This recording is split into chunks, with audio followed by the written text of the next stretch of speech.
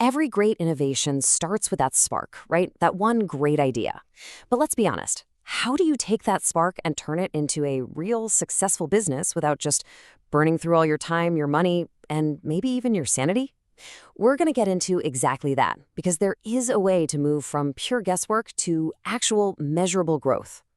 So let me just ask you a question to get us started. When you're launching something new, what do you think the single biggest risk is? Is it, I don't know, running out of money? A competitor swooping in? Maybe the tech just doesn't work? Well, the answer might actually surprise you. The biggest risk you face isn't being wrong about your idea. I mean, let's face it, being wrong is going to happen. It's just part of the game. It's pretty much a requirement. No, the real danger, the thing that kills businesses, is staying wrong. It's when you cling to that flawed idea, when you treat your guesses like they're facts, and you build this entire thing on a foundation that was never, ever tested. That's where things get really painful. And this brings us to what you could call the billion-dollar guess. It's a trap that so many smart, passionate people fall into. They have this great idea, and instead of checking their assumptions, they just treat them as gospel and charge full steam ahead. But every single one of those unchecked assumptions is a massive gamble, a really, really expensive one. So, how do we get around this? Well, it all comes down to a fundamental shift in mindset. You have to stop acting like a visionary who has all the answers from day one and start acting more like a scientist who's on a mission to find them. It means we have to turn our guesses into hypotheses that we can actually test. And just look at the difference in language here. It's so powerful. The old way is this rigid statement of fact. This will work, end of story. But the new way? It's a statement of belief, and it's immediately followed by a plan to find out the truth. It's curious, it's humble, and it's designed from the ground up for learning. Okay, so that's the mindset. But how do you actually do it? You need a tool, a framework to bring some structure to all this. And that tool is called the test card. It's designed to bring a ton of clarity and focus to how you validate your ideas.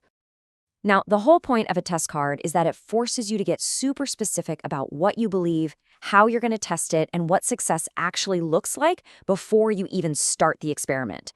Think of it as your blueprint for learning. Let's break it down. It has 4 really simple but incredibly powerful parts. First, you state your hypothesis, what you believe. Second, you figure out the test you're going to run. Third, you define the exact metric you're going to measure. And finally, and this is the most critical part, you decide ahead of time what the pass or fail line is for that metric. Let's see how it works. All right, let's use our meal kit startup as an example. Step 1, the hypothesis. Notice how specific it is. We've got the target customer, busy urban professionals, and the reason they buy, they don't have time. It's a clear, testable belief. Now for step 2, the test. And check out how cheap and simple this is. We're not building a giant commercial kitchen or some complex delivery app. Nope. We're just making a simple sign-up page and offering a trial to a small group to see if anyone actually bites. Okay, step 3, the measurement. We're not measuring something vague like buzz or how many people told us it was a cool idea. We are laser-focused on one thing, the percentage of people who see the offer and actually pull out their credit card to sign up. It's a clean, simple number. And finally, step 4. This right here is the magic trick. By setting this number before the test, the team literally builds a defense against their own biases. You know, that human tendency to kind of fudge the results to fit what we wanted to happen. This makes it brutally honest. 20% or more is a pass. Anything less is a fail. So, the test is running. And then what? Well, running an experiment is completely pointless if you don't actually sit down and learn from it. And this is where our second essential tool comes into play, the learning card. And the results are in. The conversion rate wasn't 20%. It was only 5%. So according to their own rules they set beforehand, the test failed. The hypothesis was wrong. So, what happens now? Is it game over? Do they just pack it all in and go home? No way. Absolutely not. This failure is probably the most valuable thing that could have happened to them. It's not a dead end, it's a data point. It's a huge opportunity for some structured learning. Think of the learning card as the official debrief for your experiment. It's a simple framework that forces you to write down what you saw, what you learned from it, and most importantly, what you're going to do about it next. This is how you turn raw data into smart decisions. And the process is really similar to the test card.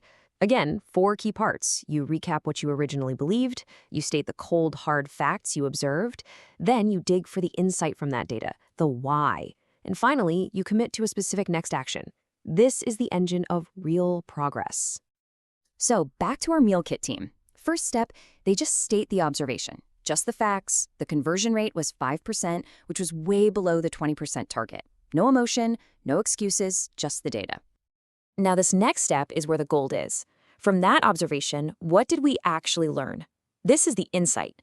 Maybe the problem isn't the whole idea of a meal kit, but just the gourmet part. Maybe the price was just too high, or maybe gourmet wasn't the right selling point. And that learning leads directly to a concrete action. Therefore, we will.